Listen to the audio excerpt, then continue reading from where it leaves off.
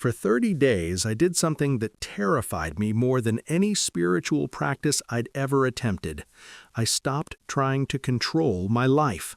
Not recklessly, I didn't quit my job or abandon my responsibilities, but I stopped the constant planning, the endless strategizing, the obsessive need to orchestrate every detail of how my life should unfold. I'm someone who has spent most of my life gripping the steering wheel so tightly my knuckles turned white. I planned everything, controlled everything, tried to force life to match the picture in my head.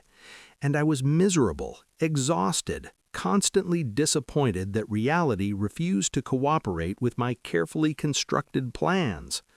So I made a radical decision. For 30 days, I would let go. I would surrender control. I would trust life to unfold without my constant interference. What happened in those 30 days didn't just surprise me, it fundamentally changed how I understand success, happiness, and what it actually means to live well. Let me be honest about where I was before this experiment. I was a control addict. I woke up each morning with my day already mapped out in my mind. What I would accomplish, how conversations would go, what outcomes I needed to achieve. When things deviated from my plan, even slightly, I felt anxious and frustrated. I tried to control not just my actions, but other people's responses to me. I rehearsed conversations in my head, anticipating what others would say so I could have the perfect response ready. I manipulated situations to get the outcomes I wanted. I said yes when I meant no because I was trying to control how people perceived me. The exhausting part wasn't the actions themselves, it was the constant mental strain of trying to force reality to match my expectations. It was like trying to control the weather by worrying about it. All that effort, and the rain still came when it wanted to. I realized my need for control came from fear. Fear that if I didn't constantly manage everything, my life would fall apart. Fear that if I wasn't hyper-vigilant, something terrible would happen. Fear that the universe, left to its own devices, would make terrible choices for me. But the irony was this: all my controlling wasn't preventing problems, it was creating them.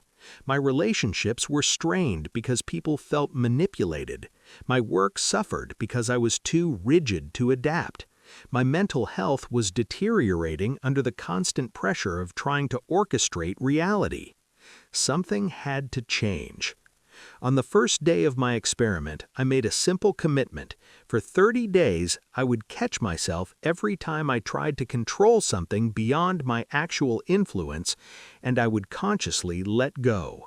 This meant no more rehearsing conversations, no more trying to manipulate outcomes, no more obsessive planning of every detail, no more saying yes when I meant no just to control others' opinions of me, no more forcing timelines on things that needed their own pace. I created 3 simple rules. First, I would only control what was genuinely within my power, my own actions, words, and choices. Everything else was off limits. Second, when faced with uncertainty, instead of immediately trying to eliminate it through control, I would pause and ask, what if this uncertainty is okay? What if I don't need to resolve this right now? Third, I would replace, how can I make this happen, with, how can I respond to what's happening?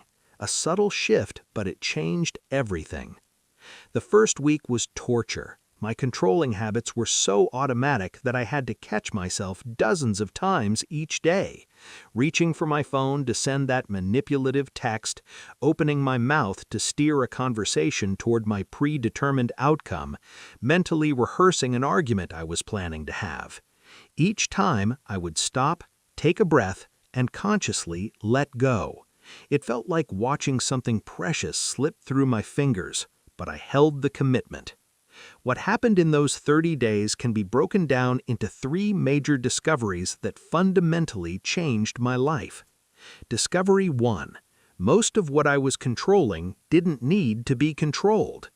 In the second week, I had a work project with an approaching deadline. Normally, I would have spent days obsessing over every detail, micromanaging every aspect, losing sleep over potential problems. Instead, I did what was actually required of me, my part of the work, and let go of the rest. The result? The project came together beautifully. My colleagues contributed in ways I never would have anticipated because I wasn't trying to control their every move. Solutions emerged that were better than anything I had planned because I wasn't forcing predetermined outcomes. I realized most of my controlling had been unnecessary, a burden I carried out of habit and fear, not necessity. Life could unfold just fine without my constant interference. In fact, it often unfolded better.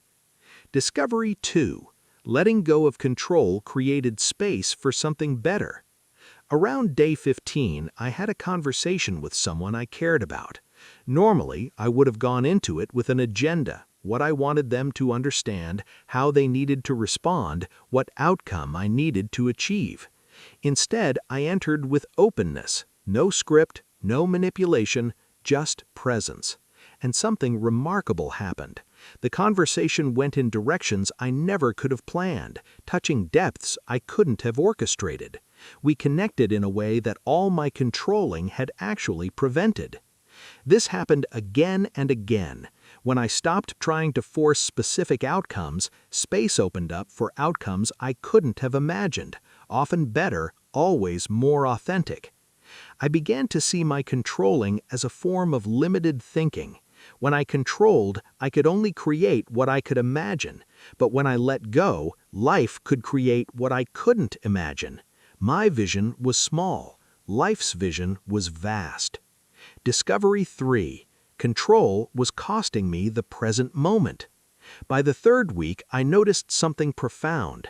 I had been living in a future that didn't exist.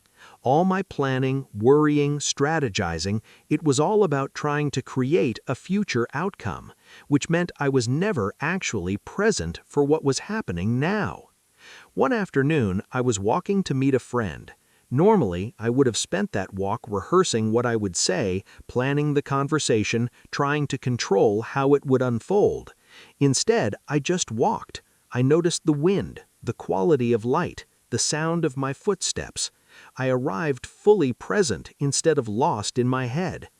When I met my friend, I listened, really listened, instead of waiting for my turn to deliver my planned responses.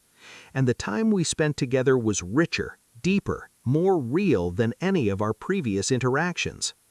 I realized I had been sacrificing the present moment on the altar of a future controlled life. And ironically, all that sacrifice wasn't even creating the future I wanted. It was creating anxiety, rigidity, and disconnection. By day 30, I was a different person. Not because I had achieved some perfect state of surrender, I hadn't, but because my relationship with control had fundamentally shifted. I no longer saw control as safety. I saw it for what it really was, an exhausting, ultimately futile attempt to avoid the fundamental uncertainty of being alive. Life is uncertain. That's not a problem to be solved through control, it's the nature of existence. I learned to distinguish between responsibility and control. I'm responsible for my actions, my choices, my responses. But I'm not responsible for controlling outcomes, other people's choices, or how life unfolds. That's not my job. That was never my job. The peace this brought was unlike anything I had experienced. When you're not constantly trying to control everything, you have so much more energy for actually living. When you're not terrified of uncertainty, you can be curious about it. When you're not forcing outcomes, you can be surprised by what emerges. My relationships deepened because people felt they could be themselves around me instead of feeling manipulated. My work improved because I became adaptive instead of rigid. My mental health transformed because I wasn't carrying the impossible burden of trying to orchestrate the uncontrollable. Most surprisingly, I didn't become passive or resigned. Letting go of control didn't mean giving up, it meant showing up more fully. I took more authentic action precisely because I wasn't wasting energy trying to control things beyond my influence. You don't need 30 days to begin experiencing this shift. You can start right now with whatever is causing you stress or anxiety in this moment. Ask yourself, am I trying to control something beyond my actual influence? If yes, notice what it feels like to let go just for a moment. Notice the relief even if it's mixed with fear. The fear is normal. We control because we're afraid. But the paradox is that controlling doesn't actually make us safer, it just makes us more tense, more rigid, more disconnected from the flow of life. I'm not suggesting you abandon all planning or responsibility. I still make plans, I still work towards goals, but I hold those plans loosely now. I work towards goals while remaining open to better paths. I act without attachment